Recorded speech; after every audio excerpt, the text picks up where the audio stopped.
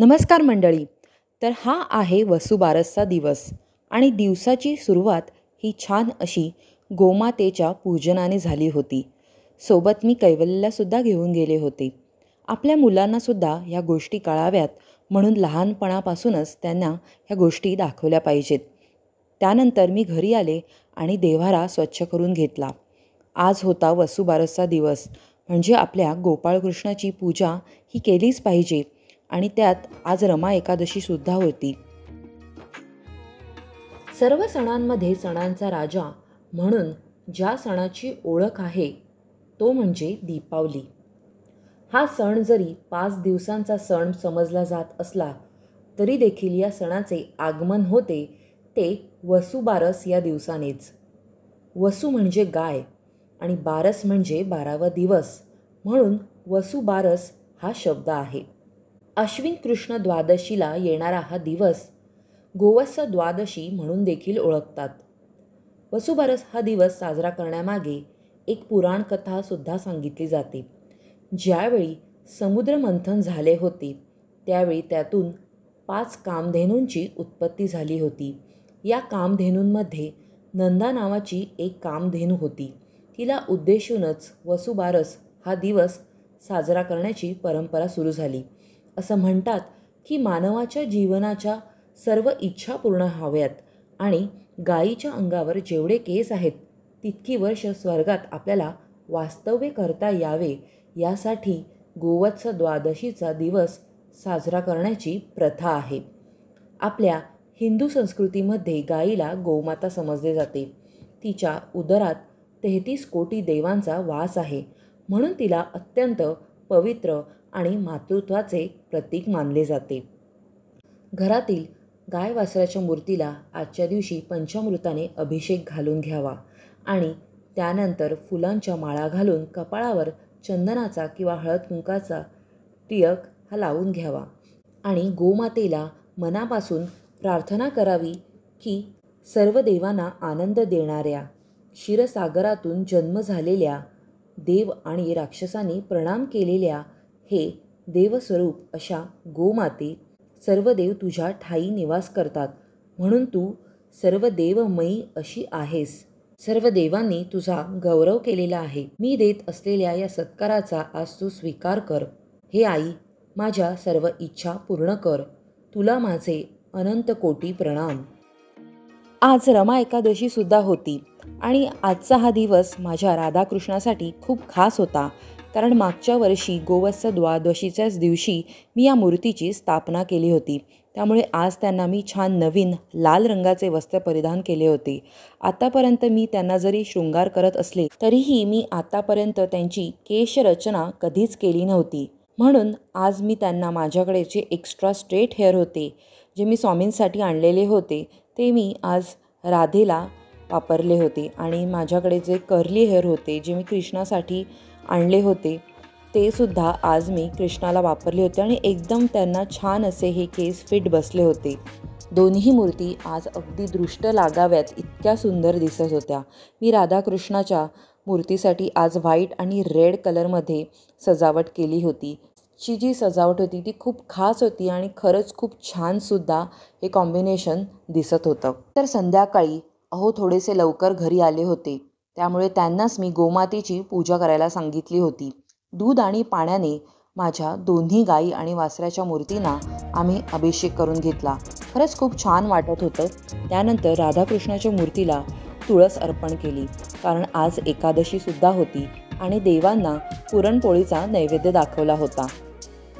आपल्या देवांची पूजा बघून जर आपल्याला प्रसन्न वाटत असेल तर असं समजायचं की ही पूजा आपली देवांपर्यंत पोहोचली असावी.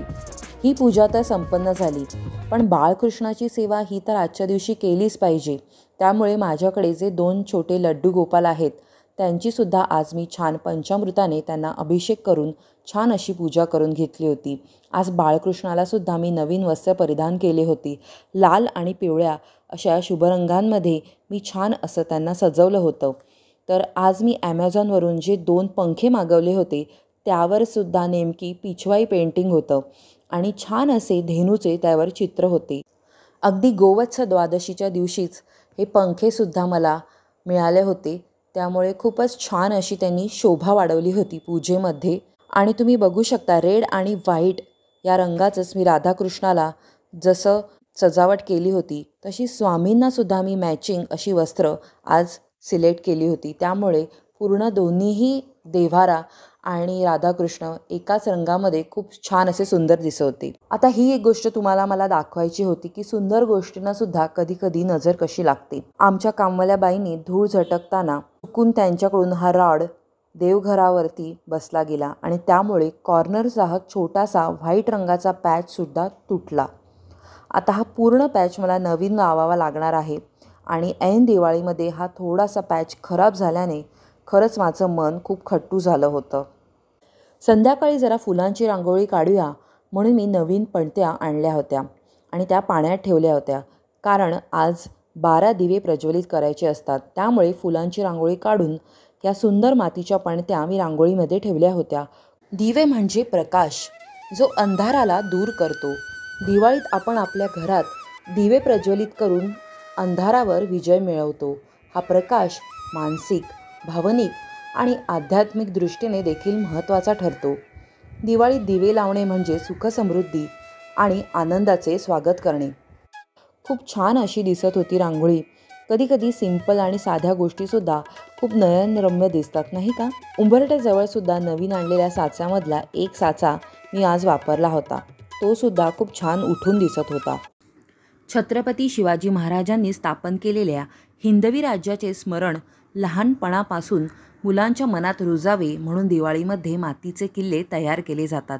तसेच त्यांचे अष्टप्रधान मंडळ आणि मावळे यांनासुद्धा विराजमान करून किल्ल्यांची आकर्षक अशी मांडणी केली जाते. दिवाळीमध्ये हे मातीचे मावळे बाजारामध्ये सहजपणे उपलब्ध असतात. त्याचीच एक आठवण म्हणून आम्ही हे 2 छोटे मावळे आमच्या शिवाजी महाराजांच्या जवळ ठेवले होते. तर आत्ता आमच्याकडे एकूण 4 मावळ्यांचं कलेक्शन तयार झालं आहे. धनत्रयोदशीच्या दिवशी देवांचे वैद्य आणि भगवान विष्णूचे अंश अवतार धन्वंतरी देव यांचा जन्म झाला होता. म्हणून या दिवसाला धनत्रयोदशी आणि धन्वंतरी जयंती असे देखील संबोधतात. या दिवशी सायंकाळी पूजेच्या वेळी दीपप्रज्वलन केले जाते आणि या दिवशी मुख्यत्वे 13 दिवे प्रज्वलित केले जातात. त्रयोदशीच्या दिवशी 13 हा अंक अत्यंत शुभ मानला जातो. या दिवशी शुभकार्य 13 पट अधिक फळ देते. या दिवशी 13 दिवे प्रज्वलित करून धन, ऐश्वर्य, सुख आणि वैभवाचा आशीर्वाद मिळवणे हे शुभ मानले जाते. दिवे म्हणजे प्रकाश, जो अंधाराला दूर करतो. दिवाळीत आपण आपल्या घरात दिवे प्रज्वलित करून अंधारावर विजय मिळवतो. हा प्रकाश मानसिक, भावनिक आणि आध्यात्मिक दृष्टीने देखील महत्त्वाचा ठरतो. दिवाळीत दिवे लावणे म्हणजे सुखसमृद्धी आणि आनंदाचे स्वागत करणे. आपले घर आणि मन उजळण्याचा हा एकमेव मार्ग आहे. दिवे लावल्याने वातावरण अगदी आनंददायी आणि उत्सवमय बनून जाते. दिवाळीत दिवे प्रज्वलित करण्याचा एक आध्यात्मिक अर्थ आहे. हा प्रकाश ज्ञानाचे, सदाचाराचे आणि सकारात्मकतेचे प्रतीक आहे. अंधार म्हणजे अज्ञान, तर दिवा म्हणजे ज्ञानाचा प्रकाश. धनत्रयोदशीच्या दिवशी पूजा मांडणी कशी करायची, तसेच या दिवशी काय काय गोष्टी खरेदी करायच्या असतात, या दिवशी पूजाविधी कशी करायची, तसेच या सणामागची संपूर्ण कथासुद्धा मी एका व्हिडिओमध्ये शेअर केलेली होती. काही दिवसांपूर्वीच हा व्हिडिओ मी शेअर केला आहे, तर तो तुम्ही पाहू शकता. धनत्रयोदशीच्या दिवशी भगवान धन्वंतरी, देवी लक्ष्मी आणि भगवान कुबेर यांची पूजा आणि आराधना केली जाते. अश्विन महिन्याच्या 13व्या दिवशी धनत्रयोदशी ही साजरी केली जाते. धनत्रयोदशी म्हणजेच देवतांचा वैद्य धन्वंतरी देवता यांची जयंती. धन्वंतरी यांचा जन्म देव आणि राक्षस यांनी केलेल्या समुद्रमंथनातून झाला होता. 4 हात असलेले भगवान धन्वंतरी यांच्या हातात एक अमृत कलश, दुसऱ्या हातात जळू आणि तिसऱ्या हातात शंख आणि चौथ्या हातात चक्र असे 4ही हातातील गोष्टींचा उपयोग अनेक व्याधींना आणि रोगांना बरे करण्याचे काम भगवान धन्वंतरी करतात. वैद्य मंडळी या दिवशी धन्वंतरीचे पूजन करतात. ह्यावेळी मी अगदी छोटीशी प्रतिकात्मक अशी आम्ही पूजा केली होती. धन्वंतरी देवांची आमच्याकडे एक मूर्ती आहे. त्यांनाच आम्ही अभिषेक करून घेतला होता आणि छान अशी पूजा केली होती. आज धान्याची सुद्धा पूजा करतात म्हणून 5 धान्य आम्ही देवाजवळ ठेवली होती आणि धणे आणि गूळ याचा नैवेद्य देवांना दाखवला होता.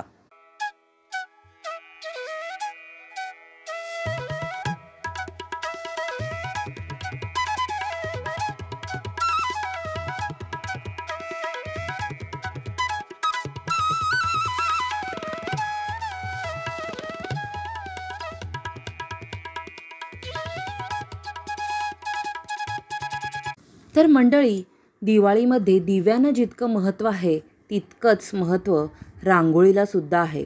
असं म्हणतात की रांगोळी घरात येणाऱ्या अशुभ शक्तींना घराचा उंबरठा ओलांडू देत नाही. म्हणून जरी मोठी रांगोळी काढणं शक्य नसेल तर किमान लक्ष्मीची पावले किंवा गोपद्म तरी उंबरठ्याजवळ दररोज ही काढलीच पाहिजेत. संस्कृत भाषेत रांगोळीला रंगवल्ली असे देखील म्हटले जाते. सौंदर्याचा साक्षात्कार आणि मंगलाची सिद्धी हेच रांगोळीचे उद्देश मानले जातात. रांगोळी म्हणजे रांगोळीच्या दगडाच्या चूर्णापासून व रंगांच्या सहाय्याने रेखाटलेल्या ओळींपासून तयार झालेली आकृती. या कलेचा उगम धर्माच्या अनुबंधाने झाला आहे असे मानले जाते. रांगोळीमागचा उद्देश म्हणजे सुशोभीकरण. प्रत्येक दिवसाला आणि सणाला वेगवेगळ्या आकाराची सुंदर रांगोळी काढण्याची प्रथा आपल्या हिंदू धर्मामध्ये परंपरेने चालत आलेली आहे. तर आज धनत्रयोदशीच्या निमित्ताने ही सुंदर अशी गणपती बाप्पाची रांगोळी मी आज काढली होती आणि खूप सारे दिवे प्रज्वलित केले होते.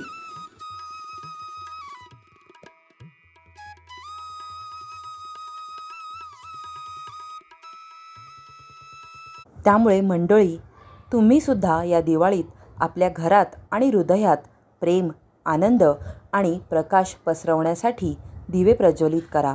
दिवाळी साजरी करताना दिव्यांच्या माध्यमातून आपल्या जीवनात सुख आणि समृद्धी नांदू दे हीच सदिच्छा. तर आत्ता तुम्ही जे पाहत आहात ते आहे विवियाना मॉलमधील होम सेंटरमधील दिव्यांचे कलेक्शन. खूप सुंदर अशा इथे पांढऱ्या आणि लाल रंगाचे कलेक्शन असलेल्याच पणत्या आल्या होत्या आणि मला मनाला या खूपच भावल्या होत्या. कारण ह्याच्यामध्ये जर तुम्ही वॅक्सचा जर रंग बघाल तर तो त्यांनी सिल्वर आणि गोल्डन कलर असं त्यांनी ठेवलं होतं आणि स्पेशली व्हाईट आणि रेड ह्याच 2 कॉम्बिनेशनच्या सगळ्या पणत्या त्यांनी ठेवल्या होत्या. पण ह्यांची प्राईज रेंज मला जरा खूप जास्त वाटली. म्हणजे 300 ते 500च्या मध्ये या 2 किंवा 4 पणत्यांचा सेट होता.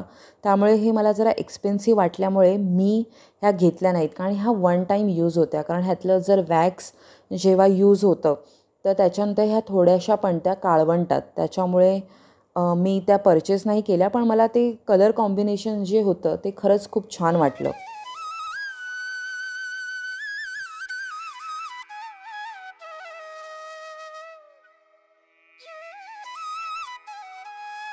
आणि ह्या मॉलच्याच ग्राउंड फ्लोअरला आयडियल हस्तकला यांचा एक छोटासा स्टॉल आहे.